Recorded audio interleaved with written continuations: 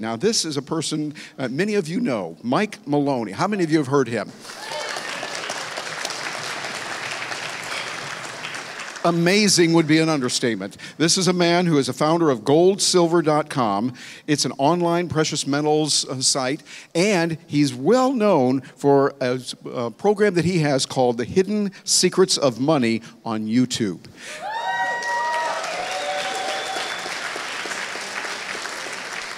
Those of you who have not heard of it, listen to that applause and those cheers. There's a lot of good there. Matter of fact, they now have 45 million views of his channel. 45 million. He released one. He told me to be sure and mention to you, episode 8. Write this down. Episode 8 in The Hidden Secrets of Money, Crypto Revolution. And he has shot that, it was about 2 months ago, and just as we were sitting backstage, pulled it up on the phone, we saw it has now crossed, after 2 months, 500,000 views. This man is nothing short of a genius, and he's also a wonderful guy. Join me in welcoming Mike Maloney.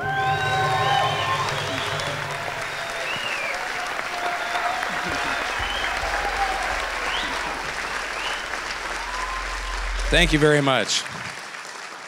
Thank you. You know, this presentation was supposed to be called Freedom or Enslavement, the Crypto Revolution. And somehow in the guide it got changed to All About the Crypto. Now, I don't know anything about individual cryptocurrencies, this one versus that one. So please do not ask me which one you should invest in or whatever. Is Chris Coney here? Chris Coney, he's outside, okay. Chris Coney runs a YouTube channel called The Cryptoverse. He's somebody whose life revolves around everything that is happening in the cryptosphere all the time. Ask somebody like him, don't ask me. Now, usually I have some sort of slide presentation to go with it. This is probably the first time in a decade that I've just stood on stage and talked. And so I'm using my computer here as a crutch. And the slide presentations sort of reinforce what I'm saying with pictures and charts, and they keep me going in a certain direction. But this talk is about freedom. This talk is about freedom, and freedom doesn't need a slide.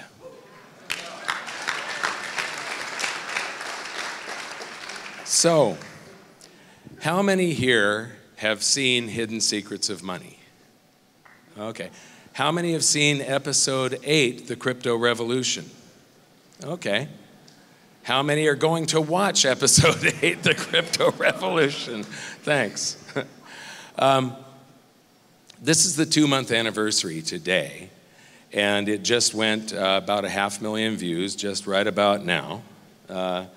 And what it is a primer to make it easy to understand how blockchain works, what cryptocurrencies are. If your mother has said, should I invest in Bitcoin? Say, watch this first so you understand it. I've noticed that there's a lot of people that invest in things that they don't understand, and that's actually not a very good idea. You really should know what you're investing in.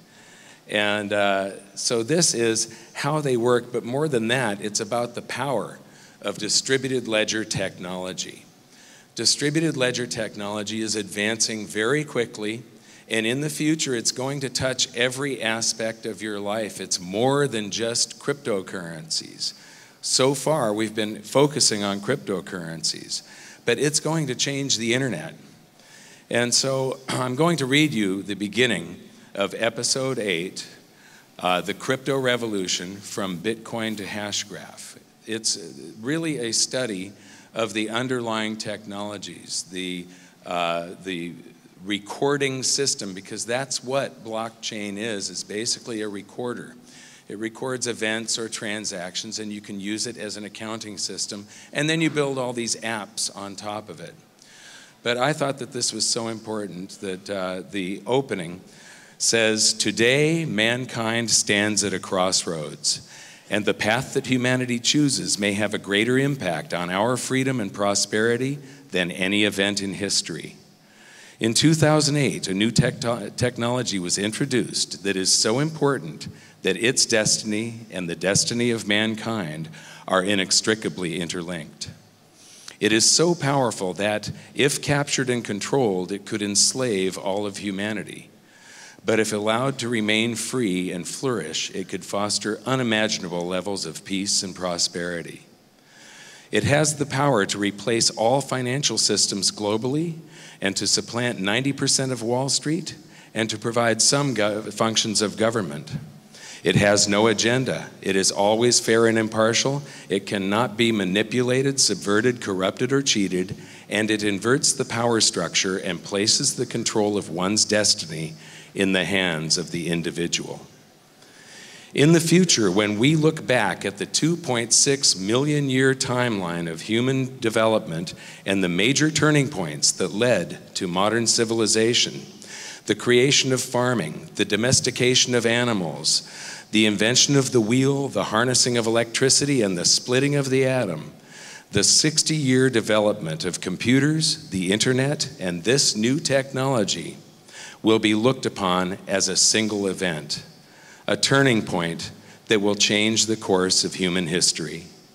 It's called full consensus distributed ledger technology, and so far its major uses has been for cryptocurrencies such as Bitcoin, but its potential goes far, far beyond that. Now, that was written back in 2014. I have to digress a little bit. Is Anthem Blanchard here? Back in 2009 or 10, Anthem Blanchard brought Trace Mayer over to my house. And Trace just couldn't stop talking about Bitcoin. Everything was Bitcoin, Bitcoin, Bitcoin. But I was a gold and silver tangible assets kind of guy, and I'm trying to think, well, how can this line of code in a computer possibly have any value at all? You know, I just did not get it. And back then, Bitcoin was like $5 and $8, and I missed it. But Trace didn't give up on me. He kept on setting up meetings in 2011 and 2012. And then in 2013, we released episode 4 of Hidden Secrets of Money. Has anybody here seen episode 4, the biggest scam in the history of mankind? Thank you very much. It shows very clearly how the world monetary system works and how currency is created. All central banking is nothing but a pyramid/Ponzi scheme. It requires a whole bunch of new debt coming in from the bottom to pay off the debt at the top, basically. Every dollar is borrowed into existence, and we promise to pay it off with interest. But the currency to pay off the interest doesn't exist yet. So we have to borrow that into existence. So at the end of this episode, after I've explained how the world monetary system works, I said that it's based on a 300-year-old system developed by the Bank of England, and it is engineered to transfer wealth from the many to the few, the people that run the system. It's this game that we're all playing, and we're the losers, and the people that run the game are the winners. And so I asked all of the viewers to join a discussion on how to create a new world monetary system. And it was the Bitcoin people, the cryptocurrency people, that put forth the most logical, most compelling arguments. And so I began to become convinced. And then in 2014, Trace Mayer invited me to Bitcoin on the Beltway, a conference in Washington, D.C. And it was there that I realized that Bitcoin is a tangible asset, that most cryptocurrencies actually are tangible. And thanks. There's a reason they're tangible, but first I have to look at national fiat currencies. National fiat currencies are this separate thing. You've got this piece of paper with a picture of a dead guy on it and some numbers, and people are willing to store value there. But it's a separate thing. The dollar is not a bank. The dollar is not the financial system. A dollar is not the government. It's not the Federal Reserve. Bitcoin is part of a network of millions of computers all over the planet that have value, and you cannot separate a Bitcoin from the Bitcoin network. They are one and the same. Therefore, Bitcoin and cryptocurrencies that run on these systems have tangible value. And this conference is when I realized that Bitcoin has value because it's part of this system that is running this fair and impartial open source code that is available to everyone but owned by no one and at essentially no cost. And that is something amazing. So just like gold, just like silver, Bitcoin and many of the other cryptocurrencies do have tangible value. One of the key areas where the so-called authorities control us is through the monetary system. And when I went to this conference in 2014, I was, Jeffrey Tucker was speaking here a couple of nights ago, and he was talking, in his presentation, he alluded to being humbled by Bitcoin. Well, I was humbled by Bitcoin at that conference. I was shown that there was something that I was ignoring, that there was something that I needed to learn.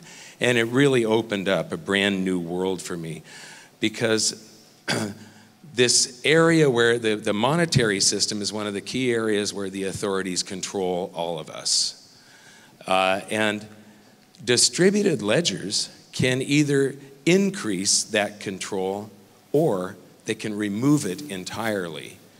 And that is entirely up to us. You're here, you're sort of leading the charge in this movement. And so it's up to you and the decisions that you make in the next few years of whether we're going to head toward more government control or less. This is a freedom conference. It's up to you to spread the word and then to make the decisions that will lead toward more freedom. I went to that conference expecting to learn about a new digital payment system, and what I came back with was I had learned about this brand new to mankind distributed ledger technology that was a gift that Satoshi Nakamoto gave the world in 2008 that is potentially a path to the liberation of mankind.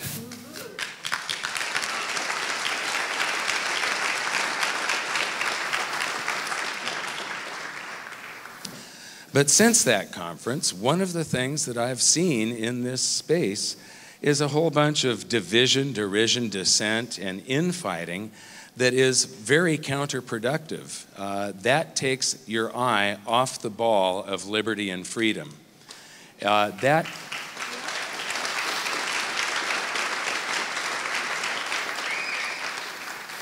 conference in 2014, it was one movement toward freedom and liberty.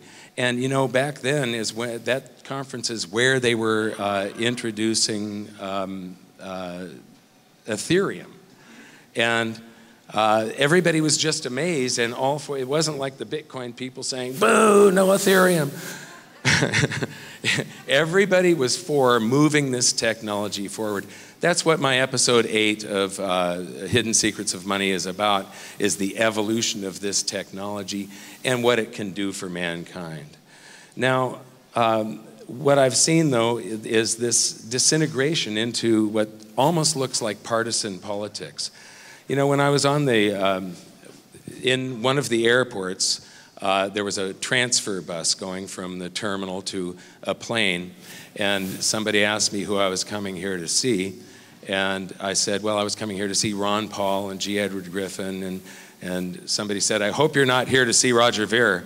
And then somebody else jumped in, and it was sort of like a fight. I didn't get to say anything more, but you know what? I'm seeing Roger. I'm having dinner with him tonight. Yes, I'm here to see him too.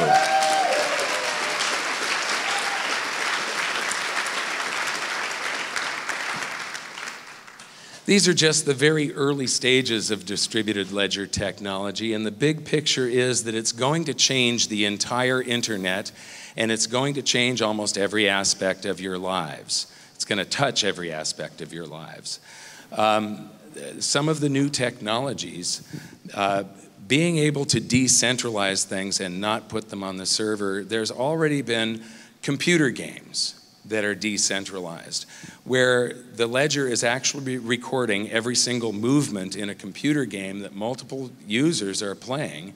And the person that picks up the gun first really is the person that picks up the gun first. It isn't something where you can pay extra and have, even though you got there second, have the gun attributed to you.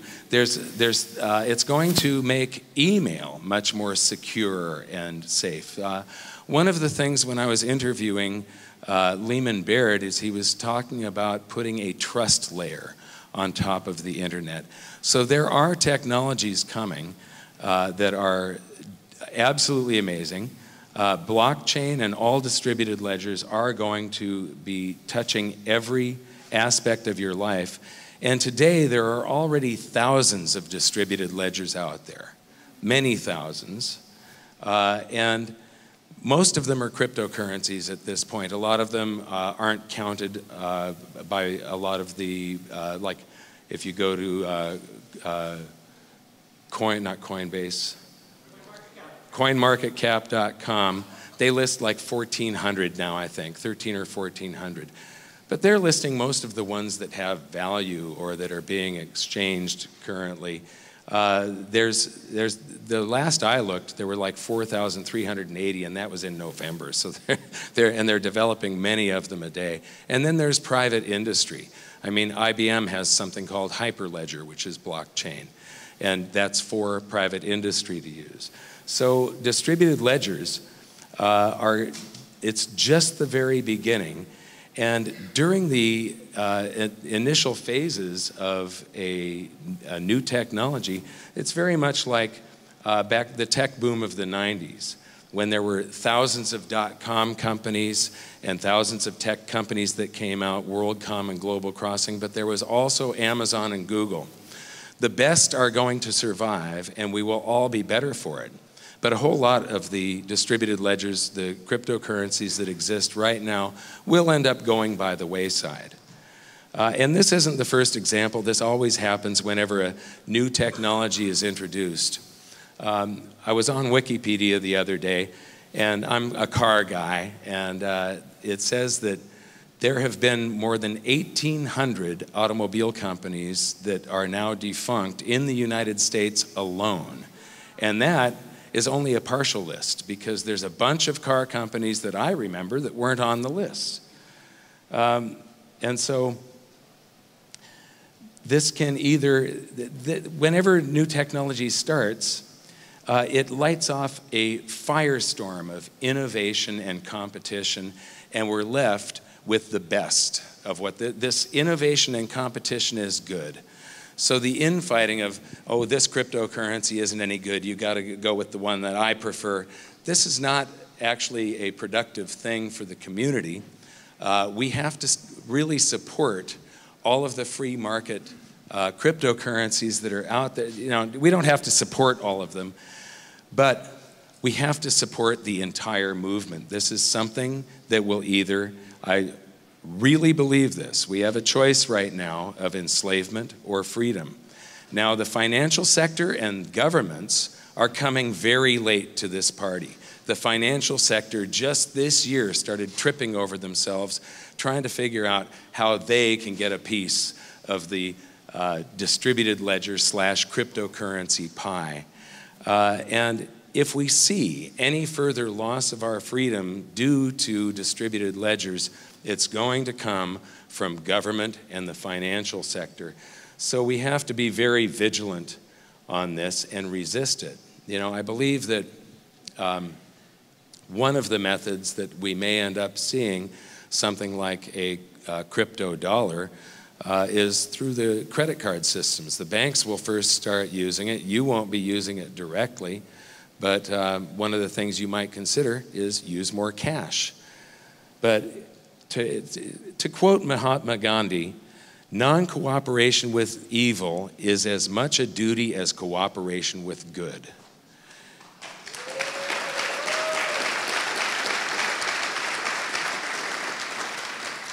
So at the same time that you're trying not to support government and the financial system, bank-created distributed ledgers, we need to start. We need to choose to walk. It doesn't have to be a fight. We don't have to get into a fight. We can choose to walk away from enslavement and walk toward freedom.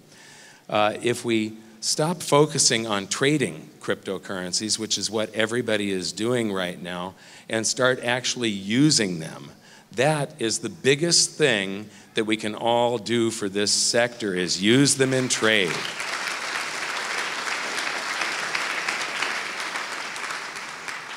Choose businesses that accept cryptocurrencies over businesses that don't.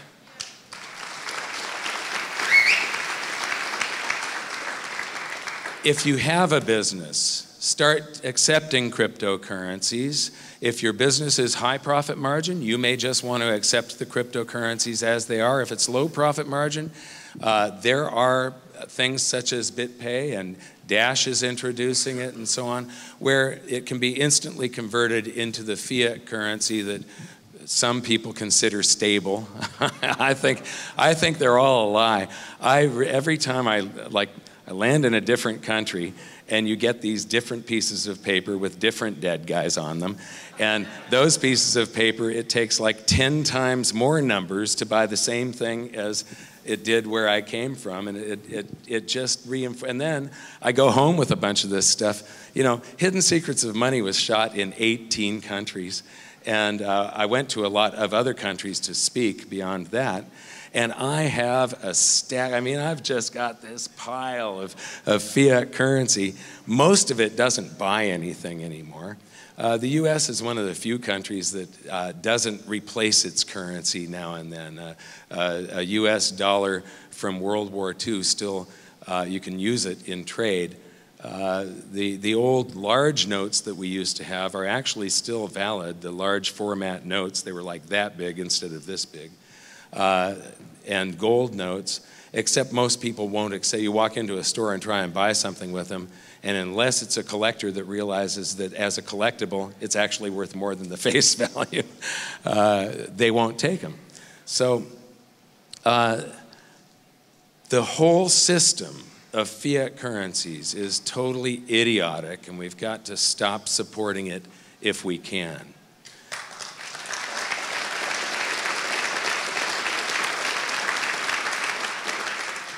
Now, if you're a developer, I can't remember who it was that talked about incentivizing transactions, but I would like to see more incentive from the actual cryptocurrencies themselves to incentivize transactions and to work with companies that create accounting software so that you can create payroll functions. So that a company that, like in the United States, you've got to take withholding taxes. If you're running a company, there's a whole bunch of things that the government is going to make you do. Well, why can't we do those with cryptocurrencies? If we can plug in a cryptocurrency right into an accounting system and people can get paid in cryptos, but their taxes get paid in dollars, that sure would be something that moves this forward. And if the retailers were being incentivized, if they were getting some of the proceeds instead of just the miners, you're going to see a whole lot more retailers adopting cryptos. So,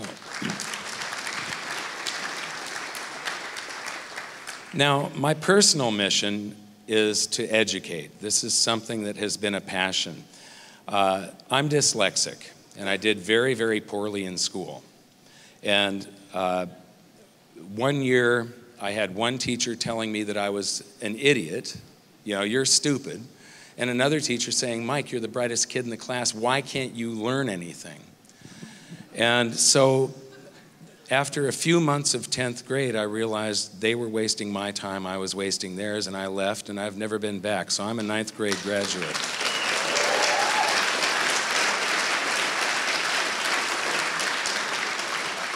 Now, people are born with their brain wired a certain way, and they've got a certain personality when they're born, but there's also environmental effects that mold them as they're growing, social effects. And because of my background with the schooling and stuff, one of the things that really gives my life meaning, that gives me a charge, is when I can explain something that's really complex that somebody doesn't understand in a simple method, and I see that light bulb happen. At that point, that's the thing that makes my life worth living. So the education is my absolute passion, and it's the reward for my existence.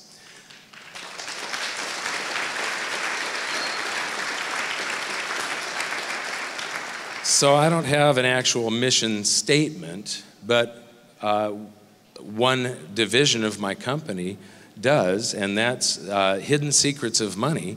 The mission statement is to enlighten the world that maximum prosperity can only be achieved through individual freedom, free markets, and sound money.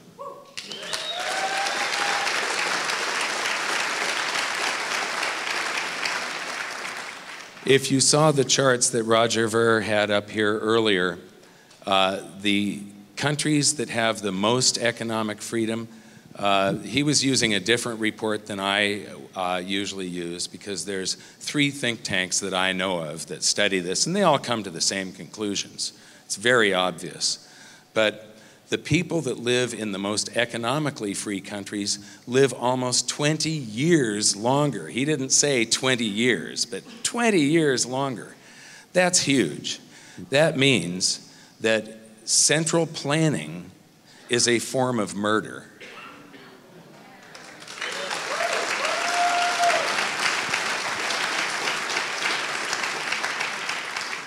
So you can measure these things, and all we have to do is take a look at what works and start doing that. We don't need politicians coming up with this good idea and that good idea. All they have to do is take a look at what works and start doing it. So I'm 62. I just turned 62 last Tuesday.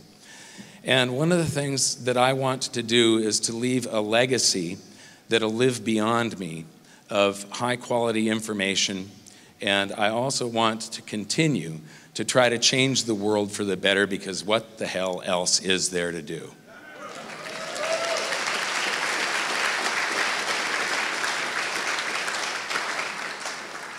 Now, this is a cryptocurrency crowd. How many people here own some precious metals also? Wow! I did not expect that. If I had 2 free hands, I'd be clapping. So in 2005, I became a precious metals dealer because I knew they were severely undervalued, and I knew that I could be in a business where I could both help people protect their wealth and grow their wealth, and then I could use the profits to fund my passion, to help educate and to spread this word of freedom and to make economics as simple and entertaining as possible. Because you know what? Nothing is going to affect your life more than economics, other than, a death in the family or a diagnosis that you're going to die. Nothing will affect your life more than economics. It determines your own personal level of prosperity, but it also determines how much freedom you have and the political system that you live under. And the sad thing is that nobody wants to know about it. When you talk about economics and monetary history to somebody, they want to go watch football or something like that. They just don't want to know about it. So it's sort of my job to try to make these things fun and interesting, something where somebody will click on a half-an-hour video and they'll still be watching it 28 minutes later. So the other reason that I became a precious metals dealer was I also saw that precious metals were, at the time, the ultimate answer to prevent the theft of purchasing power out of your pocket by insane Keynesians running the central banks, and by the, like the Federal Reserve, and by the financial system that revolves around fractional reserve lending, both of which are highly immoral and both of which are outright theft.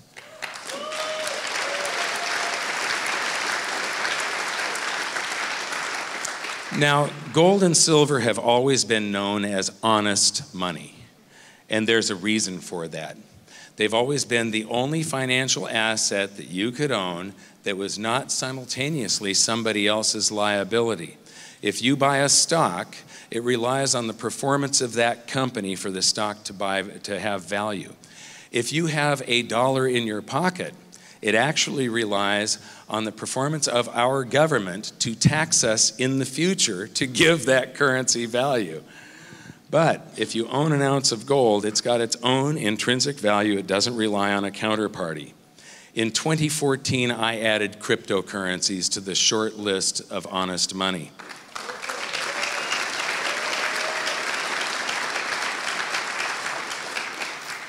Bitcoin, Bitcoin Cash, Dash, all of these do not require the performance of a counterparty for them to be there, for them to have value.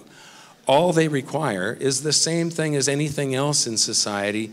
They require somebody else to value it. Somebody else's demand, basically, is what sets a value on anything. And so I see gold, silver, and cryptos as part of the same team. And so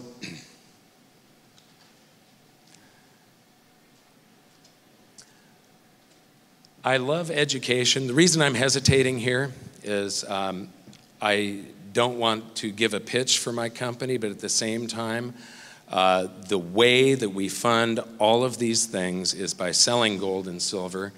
Our ad budget, we only spend about 5% or less of what our competitors spend. The other 95% goes into producing things like Hidden Secrets of Money. So I just want to say that we've been the crypto-friendly precious metals dealer since 2014. And if you decide to diversify, if any of you decide to buy some precious metals in the future, give us a chance. Because I promise you that if you support us, we're going to give you back so much more. We're going to try to produce this very high quality research and promote freedom, liberty, and to make economics and monetary history simple and easy to understand. Back to the crypto revolution. This really is a revolution. And right now, for the next couple of years, it is as important as the American Revolution.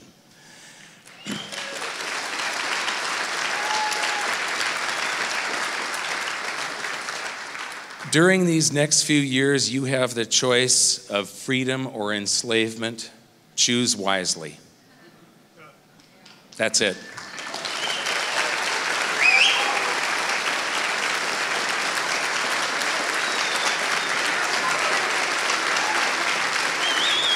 Okay. You got time for Q&A? Yes. Yeah. So we have time for a Q&A. Sorry for the little pause there. I have a tough time giving a sales pitch. And the name of the company is goldsilver.com. And the name of the video series is The Hidden Secrets of Money. And my book is Guide to Investing in Gold and Silver. But it's actually, and it's the best-selling book on investing in gold and silver, but it's actually one of the best-selling books on economics and on monetary history because I snuck those in there because I thought they were important. It's only the last 20% of the book that's about investing in gold and silver.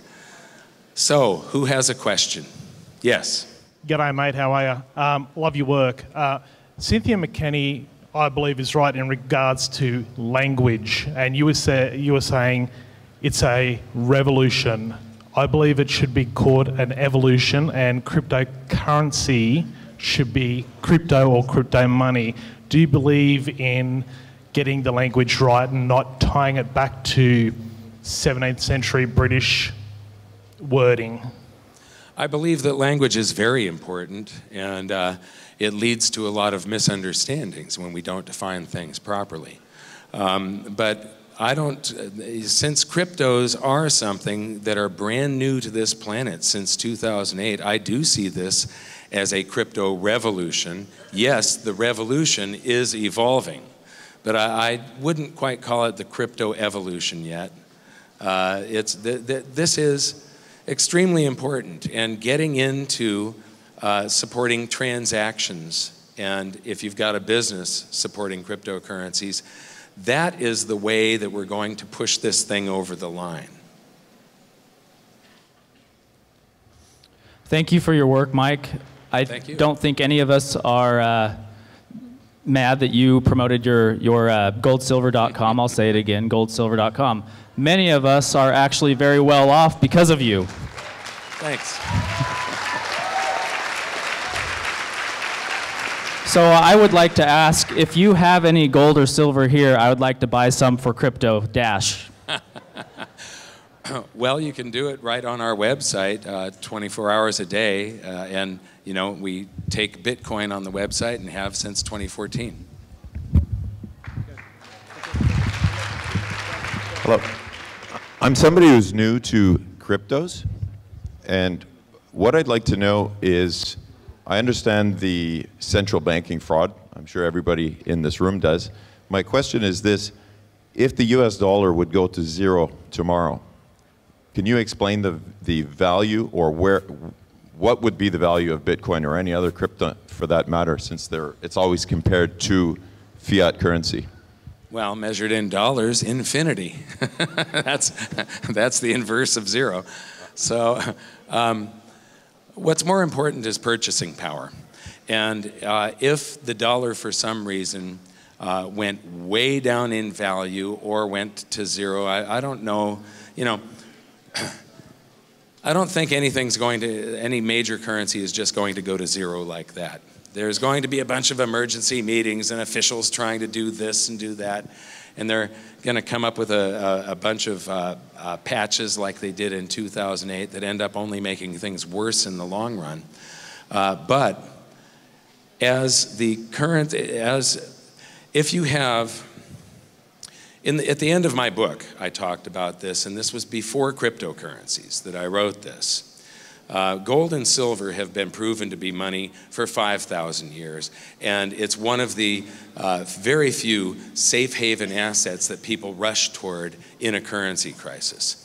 If the dollar was to go to zero, imagine your whole community and how many people have gold and silver, and how many people actually have dollars. And it's this infinitely small amount of people that have gold and silver, and the purchasing power would be transferred from the people that are holding currency to the people that are holding the gold and silver, in this case, gold, silver, and cryptocurrencies. I believe that cryptocurrencies will probably do very well during the next financial crisis, and I think there's another financial crisis coming, and it'll probably be fairly soon. But it isn't measuring something in dollars. It's measuring how many Bitcoins is my house worth, how many ounces of gold, how many barrels of oil, tons of iron, how many shares of the Dow is a Bitcoin worth, how many Bitcoins is a share of the Dow worth. When you get rid of the currency, you actually see what the true value is, and something very interesting happens. What you discover is that nothing really goes up. Everything is trapped in this range of purchasing power, and things will, if you measure your house in bushels of wheat, you will find that it has done this throughout the centuries. If you measure it in ounces of gold, barrels of oil, and vice versa. And whatever you are measuring it with is doing the exact mirror imaged wave. And so one is overvalued, one is undervalued, and the trick for me has been to sell the overvalued one and buy the undervalued asset. Now, cryptocurrencies are brand new. I have no idea how to measure them. All these financial commentators that were saying that Bitcoin was in a bubble and comparing it to the tulip mania, well, guess what? Bitcoin is the biggest thing that has ever happened in the financial world. The gains that Bitcoin has made are far beyond what the tulip mania did. Is it in a bubble? I have no idea. If it was to replace the world financial system, you'd be measuring Bitcoin in millions or tens of millions, or maybe, I have no idea where it is. You'd have to divide all the currency on the planet into 21 million, and you'd have a number. Bitcoin probably is not going to, I was hoping in 2014 that is what would happen. There are problems, and there are legitimate problems to be solved, and there's a bunch of great developers out there working all the time trying to solve them. So I see the whole crypto space, this whole movement, as great hope for the freedom of mankind. What would happen if the dollar went to zero? That means your house also goes to infinity dollars. But whatever the medium of the generally accepted medium of exchange is, the most popular medium of exchange, that's the thing that's going to be in the highest demand. So that will make the greatest gains, even though all the gains for every asset measured in dollars would be infinity. You have to measure what was the percentage gain that you made in single-family median price homes, or barrels of oil, or ounces of gold. So it's purchasing power that counts, not the price. Sorry for the long explanation.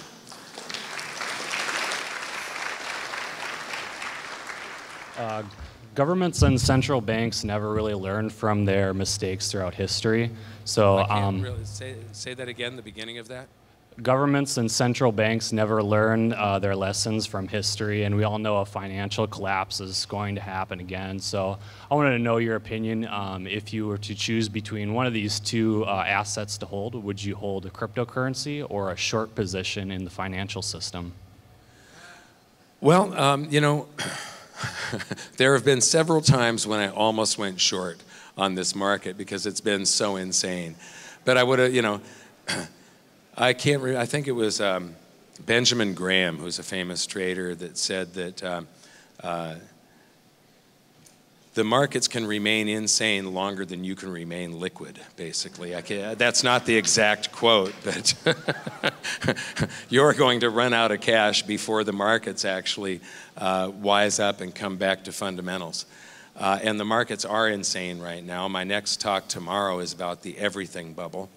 The central banks, they don't learn from history.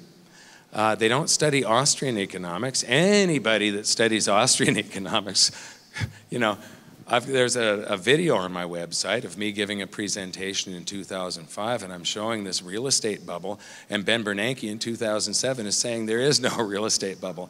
And I'm going, this is going to be a disaster. And I'm trying to warn people in 2005, and then, you know, I became, in 2006, I became the Rich Dad Advisor for Precious Metals, and I toured the world with Robert Kiyosaki, the real estate guru of them all. And he would, LA Convention Center, we got an audience of 30,000 people. That's 2 Hollywood Bowls. It's huge. And there's 12 big 40-foot screens hanging from the ceiling. And Robert comes out and he says, real estate's gonna crash and all you flippers in the audience are gonna get slaughtered. Here's their real estate guru telling them that they're gonna get slaughtered. But he took me around because I could measure one asset class against another, and I could absolutely prove that real estate was in a bubble. That bubble was caused by Alan Greenspan trying to reflate the stock markets. The NASDAQ crashed. The NASDAQ bubble was partially his fault also. He was afraid of the Y2K bug, and he added a bunch of liquidity to the system in late 1999, and that's when the NASDAQ went from this to this, and then it crashed. He tried to reflate it. He took interest rates down to 1%, and he held them there way too long. And what happened was a real estate bubble came squirting out over here. He didn't even see it. He was looking at the stock markets. Then Bernanke tried to, you know, we had the real estate bubble popped. Bernanke tried to fix it. Between him and Janet Yellen, they took base currency from 0.8 trillion. There was $825 billion of the paper money that's in your wallet in circulation. They took that up to 4.2 trillion. So they created 600 years of currency in just 6 years. And we have yet to see the results of that manipulation. Everything that happens is because of what came before it. And the greatest manipulation in history has occurred since the crisis of 2008. There's a crisis coming. I would be in precious metals and cryptos. Thank you very much. Mike Maloney, ladies and gentlemen. Excellent job, sir. Thank you. Thank you. Thank you.